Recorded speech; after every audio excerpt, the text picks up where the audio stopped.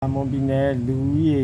စီးရင်ဆိုတာနော်တောင်းအောင်စီးရင်ဆိုတာလေဒါဆိုတာ1990ခုနှစ်ကထုတ်လို့1900ခုနှစ်ကထုတ်လို့လား1982ဒီဇင်ဘာလထုတ်ပြီးတော့ဆောင်းနော်အဲ့ရလူကြီးတောင်းအောင်စီးရင်ဒါတော့ဒီလိုမျိုးရှိမှာပေါ့နော်မွန်လူမျိုးရဲ့လူကြီးတောင်းအောင်စီးရင်တွေကဒီအွန်လိုင်းကြီးစဉ်ထားမှာနော်အဲ့တော့တစ်ဆိုတာက30မင်းဆောင်မာလာမာနိုင်နော်မာလာမာဆိုတာမွန်လူမျိုးလို့လည်းဆိုလို့လည်းမြန်မာလူမျိုးလို့လည်းဆိုတယ်မာလာမာရှိတယ်20မင်းဆောင်မာလာမာဆိုရင်ကြိုက်ပြီးတော့နော်30မင်းဆောင်မာလာမာဆိုရင်ချောင်းစုံနော်အဲ့တော့30မင်းဆောင်မာလာမာဆိုရင်ရုံးသုံးပရိဘောဂတွေရမယ်20မင်းဆောင်မာလာမာဆိုရင်လက်စစ်ပစ္စည်းဆိုင်ရမယ်နော်30မင်းဆောင်မာလာမိုင်းဆိုမော်တော်ယာဉ်မော်တော်ဆိုင်ကဆက်ပေเนาะအဲ့ဒါဆိုရင်ချောင်းစုံကထုတ်လုပ်တာเนาะချောင်းစုံကထုတ်လုပ်တာเนาะ30မင်းဆောင်မာလာမိုင်းဆိုရင်ချောင်းစုံလူမျိုးတွေက BMW တို့စက်ရုံတို့အဲ့ဒီမော်တော်ကားစက်ရုံတွေမှာအလုံးလုံးဝင်ရမယ်เนาะမော်တော်ဆိုင်ကဆိုရင်ဘလူးကျွန်းချောင်းစုံကလူတွေများတယ်เนาะယူရီးယားနိုင်ငံမှာလည်းသူတို့အလုံးလုံးเนาะ40မင်းဆောင်မာလာမိုင်းနိုင်ဆိုရင်အပေါင်เนาะအပေါင်เนาะ50မင်းဆောင်မာလာမိုင်းနိုင်ဆိုရင်ဘီလင်း60မင်းဆောင်မာလာမာနိုင်ဆိုရင်ဘူးတုံเนาะ80မင်းဆောင်မာလာမာနိုင်ဆိုရင်မော်လမြိုင်ဒါဆိုရင်80မင်းဆောင်မာလာမာနိုင်เนาะ30မင်းဆောင်မာလာမာနိုင်တွေကဘာဖြစ်မှာဆိုတော့ကြိုက်ထုမှာဖြစ်ရမယ်เนาะကြိုက်ထုမှာဖြစ်ရမယ်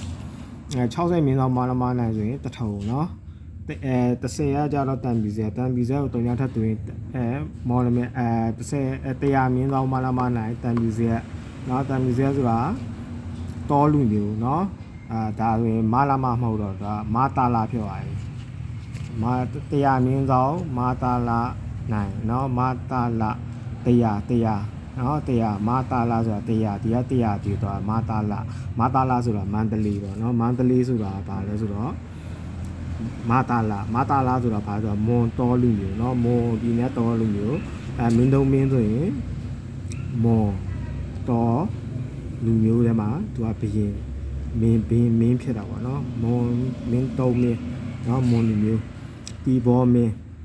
ဆိုတီဆိုတာ6ဆိုတာဘာလဲဆိုတော့ရေနော်6ဆိုတာရေမှာစင်စောပူလို့ပါလို့ရှိတယ်ဆိုတာတီဘောမင်းခက်တယ်တီဘောမင်းရဲ့အဆက်ဆက်တွေပေါ့နော်55ဆိုတာအပေါင်နော်ရေနဲ့အပေါင်ဆိုတာအပေါင်ဘက်များကျွဲကြံပေါ့နော်ဒီဘောမင်းကကျွဲကြံဘူးစုပေါ့နော်အပေါင်မုတ်တမအဲ့လိုပေါ့နော်ဘာဖြစ်တော့တမ်မြူဇက်မှာဘာလို့တော့ဂျန်နာဂီရီတင်မောဆိုတာအဲ့တမ်မြူဇက်ကပဲထွက်မှရမယ်နော်တမ်မြူဇက်တို့အဲ့ကမာဝတ်တို့တကွန်တိုင်တို့ကထွက်တာနော်ပါတော်မူရဆိုတာအောင်မြန်မာနိုင်ငံအင်္ဂလိပ်တို့တင်ပိုက်ပြီးတော့ပါတော်မူရဆိုတာဒီဘောမင်းကဘယ်ပါတော်မူအောင်ဆိုတော့အဲ့တမ်မြူဇက်တို့တကွန်တိုင်တို့အဲ့ဒီပင်လယ်နဲ့နီးတဲ့နေရာသူကပါတော်မူလို့ပဲရမယ်နော်အဲ့ဒီတော့ဒီပေါ်မင်းရဲ့နေရာချင်းရေနဲ့အပေါင်နဲ့ဖြစ်ပေါ်နေတာနော်အပေါင်မှာတင်မောစိတ်ရှိတယ်အပေါင်မှာပင်လယ်ဝါရှိတယ်လေပင်လယ်ဝါနေရပါတယ်သူတို့ခေါ်တာအလှတာသိတာအပေါင်ပင်လယ်ဝါနေအလှတာအဲ့တော့မှတ်ပုံတင်ကတ်တွေကဘယ်လိုဖြစ်ရမလဲဆိုတော့30မင်းသောမာလာမိုင်းလိုက်ရင်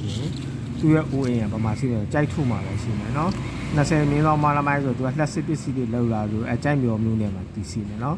30မင်းသောမာလာမိုင်းလိုက်ဆိုရင်သူကဘာလို့လဲမော်တော်ယာဉ်အမျိုးအစားနော်အဲ့လိုထုတ်လုပ်လောက်ကြတယ်ဆိုရင်ချောင်းစုံမှာရှိမယ်နော်4ရကြတော့စာရေးကိရိယာတို့ဘာလို့အဲ့ဒီ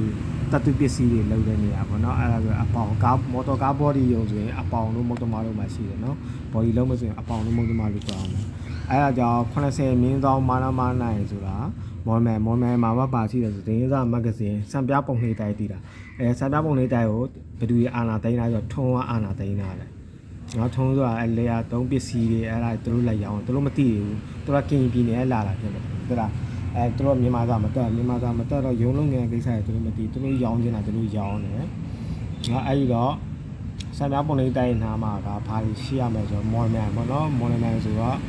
80မင်းကောင်မာလာမနိုင်နော်အဲ့လိုဖြစ်ရမယ်အဲ့ဒီတော့စံပြပုံလေးတိုင်းမရှိတော့သူက40မင်းသောမာလာမနိုင်တယ်ကွာစံပြပုံလေးတိုင်းလည်း40မင်းသောမာလာမဆိုအပေါင်လို့မုတ်တမလို့ပြောရမယ်နော် ထုံးပရိဘောထုံးလေယာသုံးပစ္စည်းတွေအပေါင်းတို့မုတ်တမာတို့ကရင်လူမျိုးတွေများတယ်နော်ကရင်လူမျိုးတွေများတယ်မွန်လူမျိုးတွေနည်းတာပေါ့နော်ပြောရမယ်ဆိုရင်အဲ့တော့မွန်ဆိုတာမာလာမဆိုတာမွန်လူမျိုး